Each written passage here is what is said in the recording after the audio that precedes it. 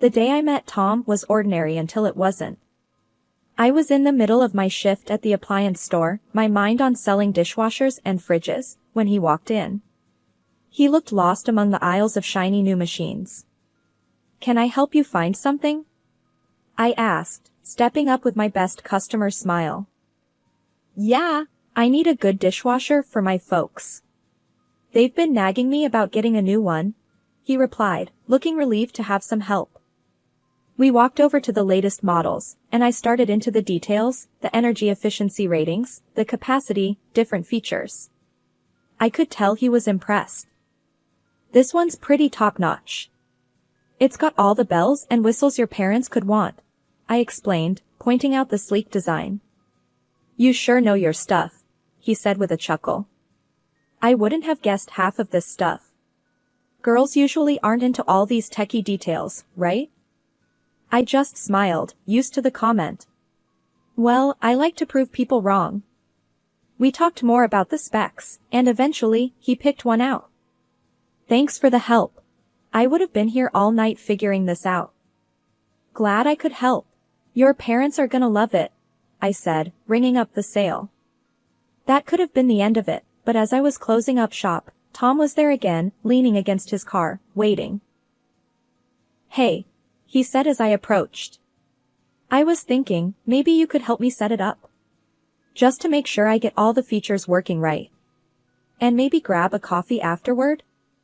I hesitated, a bit taken aback. "Sure, I guess. Just let me grab my things." Over coffee, Tom was easy to talk to. He had a lightness about him that made you want to open up. We talked about everything: work, movies, music. When he asked about my family, I kept it simple. Not much to tell, really. Raised by my grandma, now it's just me. She left me her house after she passed a couple of years back. "Sorry to hear that," he said, his face softening.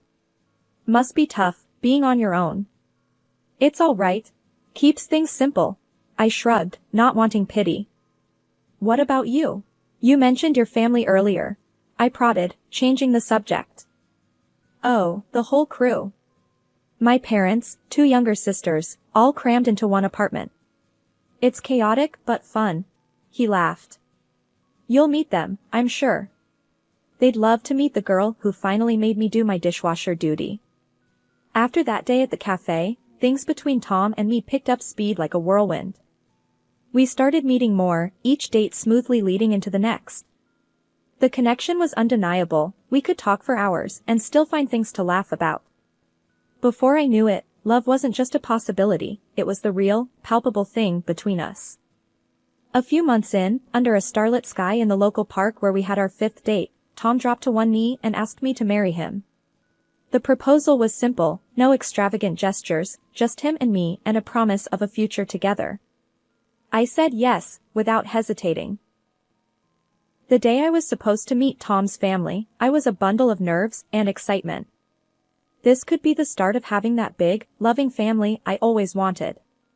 Tom picked me up around noon, and we drove over to his family's apartment. He knocked, and the door swung open almost immediately, pulled by a whirlwind of a woman who must have been his mom. "Tommy.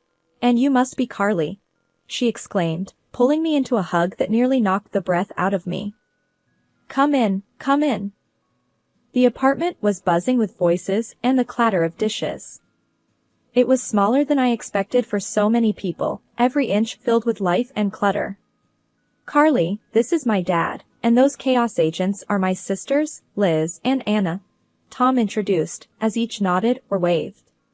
"Nice to meet you all," I said, my voice slightly shaky. "We heard a lot about you.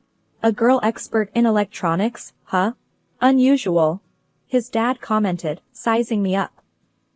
I smiled, trying to take it in stride. "Yeah, I've been into it since I was a kid. Keeps me on my toes." As we all settled into the cramped living room, Tom's mom brought out some snacks, and the interrogation began.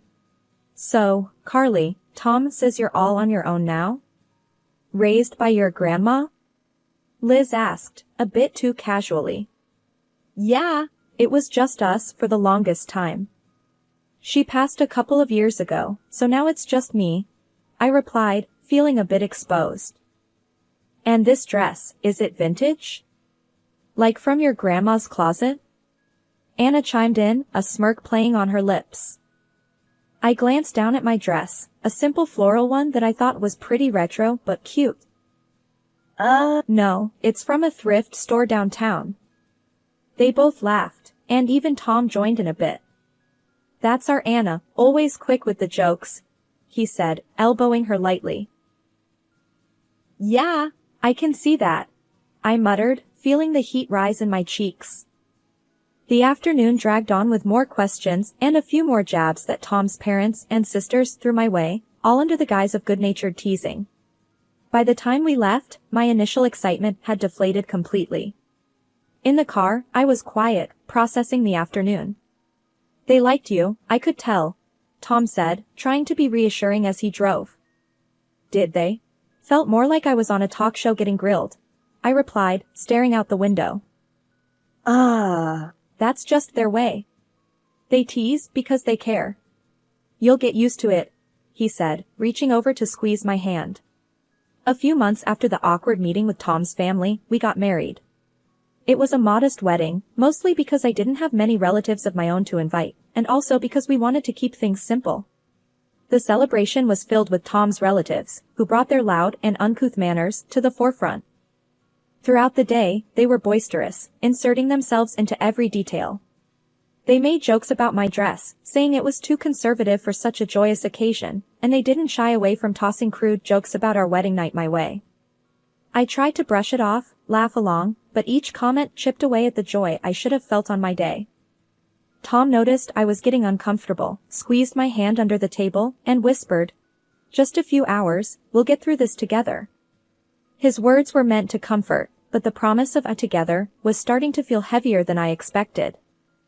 It hadn't been long since we moved into my house, a place I cherished for its peace after a long day of work. But that peace was quickly shattered one afternoon when I came home to find lights blazing through the windows. Confused, since Tom was supposed to be at work, I pulled out my phone and dialed him. "Hey, I'm outside the house, and the lights are on. Did you leave them on by accident?" I asked, key in hand, hesitating at the door. "No, I gave Liz my key. She wanted a quiet place to study." Tom's voice came through nonchalantly. I unlocked the door and pushed it open, my heart rate picking up. "You what? Why didn't you ask me first?" "She's my sister, babe. It's not a big deal. Gotta go, talk later," he said before hanging up. Stepping inside, I found Liz sprawled on the couch, my laptop open in front of her. The room was a mess, snack wrappers everywhere, cushions askew. I felt my pulse pounding in my temples. "Liz, what are you doing with my laptop?" I demanded, trying to keep my voice steady. She glanced up, unfazed, and shrugged. "Just borrowing it. Chill, we're family now, right? That doesn't mean you can just take my things without asking." "That's not how this works," I snapped, feeling the anger bubble up inside me. She rolled her eyes, closing the laptop with a snap. "Geez, don't get all wound up. I always borrow stuff from my sis. What's yours is ours now, isn't that what family is about?" I took a deep breath, trying to calm myself. "No, Liz. I need you to ask first. You can't just come in here and take over." She scoffed, standing up and stretching. "Whatever. Tom said it was cool, so maybe you two should sort that out." She brushed past me, her dismissal clear. I picked up my laptop, my hands shaking. That evening, when Tom came home, I was ready for a confrontation. "Tom, we need to talk about your sister using our house like it's her own personal hangout," I started, the moment he walked in. He dropped his keys on the table and frowned. "Carly, she's just a kid. She's not hurting anything. Why are you making a big deal out of this?" "She's not a kid, she's an adult, and she's disrespecting our space. Your family is overstepping, and you need to see that," I argued, feeling my frustration grow as he stood there, unmoved. Look, my family is just like that. They're open with each other. You're being too uptight about it, he countered, his voice raising slightly. Open doesn't mean entitled to invade my privacy or take my things without permission, Tom. That's not open, that's overbearing, and it's not okay. I shot back, my voice echoing in the now tense room. Tom sighed, rubbing his forehead. Okay, I'll talk to her. Just, try to be a little more flexible. Yeah. For me? After he went to call Liz, I sat down, feeling defeated. The ease with which my sanctuary had been invaded left me uneasy. I had always valued my space and privacy, but now I wondered just how much of that I'd have to give up. I thought weekdays were tough, but weekends turned out to be the real trial. It started one Saturday when Tom casually mentioned that his parents wanted to drop by. I didn't think much of it then, figured it'd be a quick hello and goodbye. Boy, was I wrong. That morning, I was sipping coffee in the kitchen when the doorbell rang. Tom hadn't even gotten out of bed yet, and there they were, his parents, bursting through the door like it was their own. Morning, Carly, his mom greeted loudly, as if it was the middle of the day. We thought we'd come and spend the day. Hope that's all right? I was cornered, not really given a chance to say no. Sure, come in, I managed, stepping aside as they barged in with bags of who knows what. His dad didn't waste any time. Where's Tom? Still sleeping? That boy could sleep through a tornado. I just nodded, feeling my weekend relaxation slipping away. Soon, Tom stumbled in, rubbing his eyes. Oh, hey, Mom, Dad. What's up? Just thought we'd visit. We brought stuff for a barbecue. You got charcoal, right? His dad said, already heading to the backyard. The day blurred into a chaos of cooking, laughing, and more family members than I expected turning up. It wasn't long before Tom's sisters arrived, and the house filled up with noise and people. They took over the living room, the kitchen, every bit of space, while I was nudged here and there, my role reduced to that of a spectator in my own home. I tried to keep my cool, even managed to smile through it all. But when his mom started directing me around, that's when I felt the pinch. Carly, darling, could you whip up some of your salads? And maybe see if we need anything from the store? It was more a command than a request, and it stung. Sure, I'll check what we have, I said, forcing politeness. As the day wore on, the visit morphed into a full takeover. They sprawled out, watched my TV, changed the settings, ate my food, and left dishes everywhere. It felt more like an invasion than a family gathering. By evening, I was exhausted, physically and emotionally. I found Tom in the midst of it all, laughing and sharing stories. Pulling him aside, I hissed, "Can we talk?" "What's up?" He looked puzzled, clearly oblivious to my growing frustration. "This can't happen every weekend," I said flatly. "Your family takes over the house like it's theirs, and I feel pushed out." "It's too much, Tom." He looked taken aback, then defensive. "They're just enjoying themselves, Carly. It's what families do." "You're overreacting." "Overreacting? Tom, there's respecting family, and then there's this, disrespecting our space. Can't you see the difference?" My voice was rising, tension tightening my throat. He didn't respond, just nodded slowly, looking more at the floor than at me. The rest of the evening I moved through the motions, cleaning up after his family, feeling more like a maid than a wife or even a guest at this wild family circus. They finally left late in the evening, leaving behind a mess and a silence that felt both heavy and relieving. As I looked around at the clutter and chaos, I wondered how many more weekends I could handle this, how many more invasions of my privacy I could endure before something had to give. Every day, the behavior of Tom's relatives grew more arrogant and defiant. They began to insult me openly, making snide remarks about everything from my cooking to my choice of clothes, and laughing off my frustrations as if I were the family joke. Tom, instead of defending me, often joined in, laughing along with their hurtful jabs. This constant disrespect and belittlement became too much to bear. After one particularly harsh comment from his sister that Tom laughed at, I couldn't hold back anymore. We had a blazing row that night, where I told him I felt more like an intruder in my own home than his wife. That was the last straw. Hurt and angry, I packed a small bag and moved into the spare room, locking the door behind me. I was jolted awake early Saturday morning by the sound of my bedroom door creaking open. Groggy and disoriented, I squinted through the dim light to see Tom's parents shuffling around my room, peeking into my closet, inspecting my furniture. After the quarrel with Tom, I'd been sleeping here alone, finding some solace in the little privacy I had left. "What are you doing in here?" I snapped, pulling the sheets tighter around me as I sat up. "Oh, just checking out the room." Tom's mom chirped, not a hint of shame in her voice. "This is the best room in the house, you know." His dad nodded, poking his head through my curtains. "Yep, from today, we're thinking this will be ours. It's the most comfortable and beautiful in the house, after all." My mouth fell open.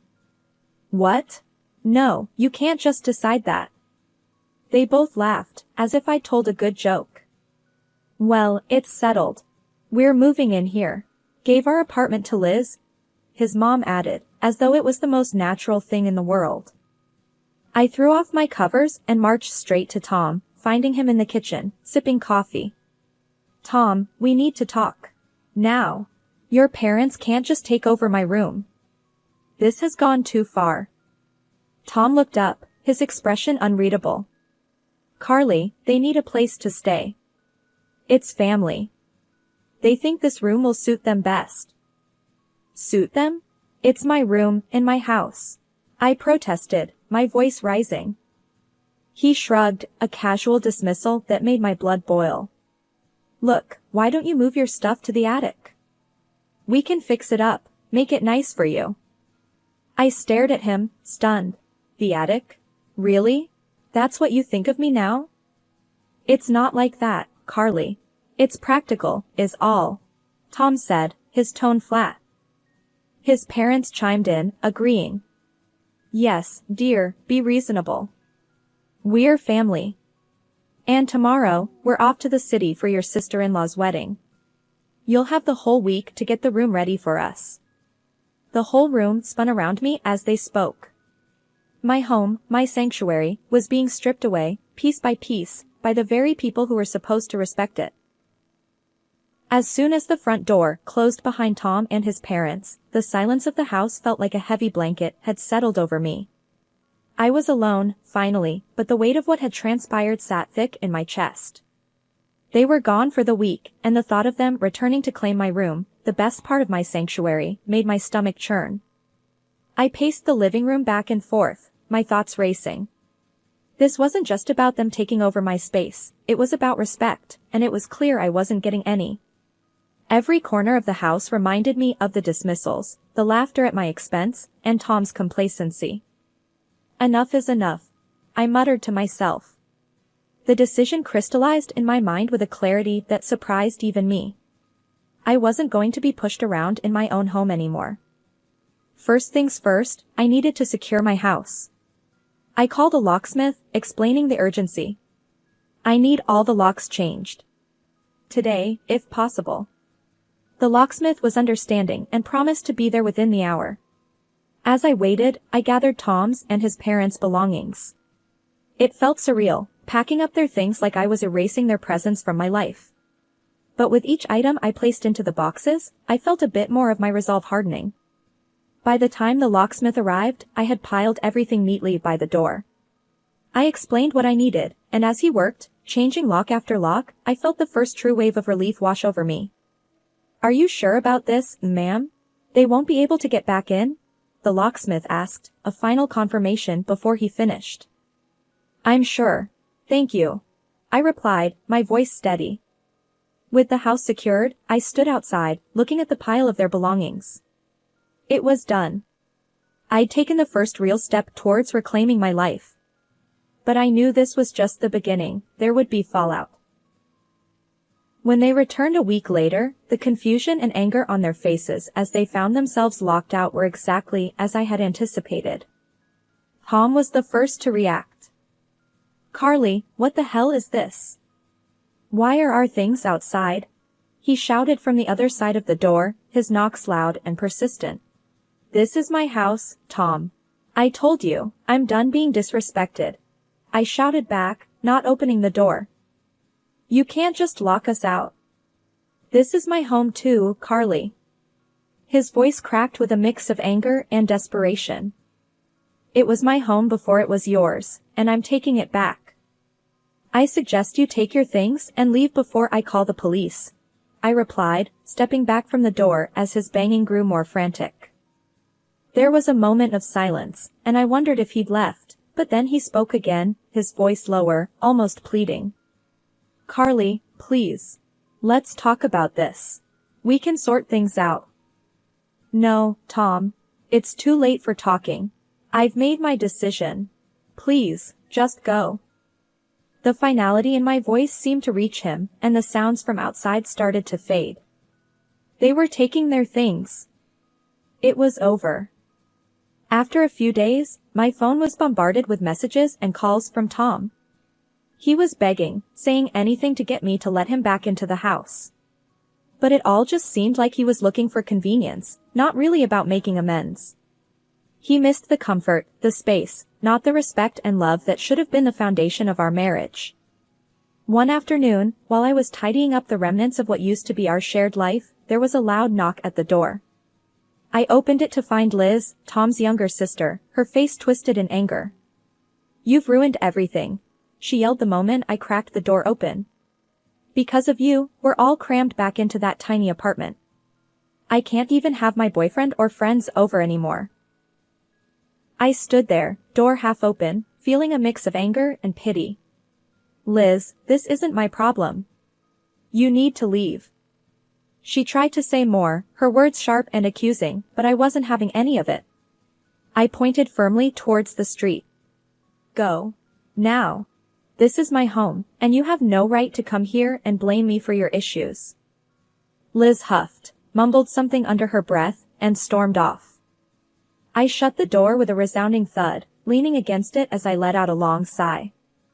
It seemed like the chaos would never end. The real test came a few days later. I was walking home from the grocery store when I heard familiar voices calling out my name. It was Tom's parents, waiting for me at the end of the street. As soon as I was in earshot, they started hurling insults. "You selfish, stupid girl. Look what you've done to our family," his mom shouted, her finger wagging in my face. "You think you're better than us, keeping that house to yourself," his dad chimed in, his voice booming down the street. I stood there, groceries in hand. I did what I had to do for my own peace. "You should leave now," I said calmly, though my heart was racing. "That's right, you greedy." But before they could continue, my neighbor, Mr. Jacobs, who'd been trimming his hedge, stepped towards us. "Hey, that's enough. I won't have this shouting in our street. Leave her alone, or I'm calling the police." Tom's parents glanced at Mr. Jacobs, then back at me, and without another word, they turned and hurried away. I muttered a thanks to Mr. Jacobs, who gave me a supportive nod before returning to his hedge. After the divorce was finalized, I put Tom and his family firmly in the past. I heard through friends that they were back in their cramped apartment, squabbling constantly among themselves. Life after Tom was quieter, simpler. I reclaimed my house and my life, painting walls, changing furniture, making everything mine again. One sunny Saturday, I decided to throw myself into gardening, a hobby I'd neglected for too long. As I was pulling weeds and planting flowers, my neighbor, Mr. Jacobs, leaned over the fence. "Looks like you're making quite the change out here," he called out, a friendly twinkle in his eye. "Yeah, I figured it was time to spruce things up a bit. Make it feel like new," I replied, wiping sweat from my brow. "Need a hand? I've got some tools that might help," he offered. "Actually, that would be great. Thank you, Mr. Jacobs," I smiled, grateful not just for the tools but for the company. As we worked side by side, Mr. Jacobs shared stories of his own life changes and challenges, making me feel less alone in my journey. "You know, Carly, starting over isn't a sign of giving up. It's a sign of being strong enough to move forward," he said, patting down some soil around a new plant. I nodded, feeling the truth of his words settle in. I'm starting to see that. It's tough, but I guess it's worth it. After Mr. Jacobs left, I sat on my porch, sipping tea, and really looked at my garden, my home. It was transforming, and so was I. The sense of peace was new, hard-won, and deeply cherished. That night, I made dinner for myself, a simple meal enjoyed at my kitchen table by the window. The house was quiet, but it was a good quiet, filled with potential and new dreams. I was on my own, yes, but I was truly myself again, stronger and surer than before. Life had thrown me curves, but here I was, ready to face whatever came next with a brave heart and a clear mind.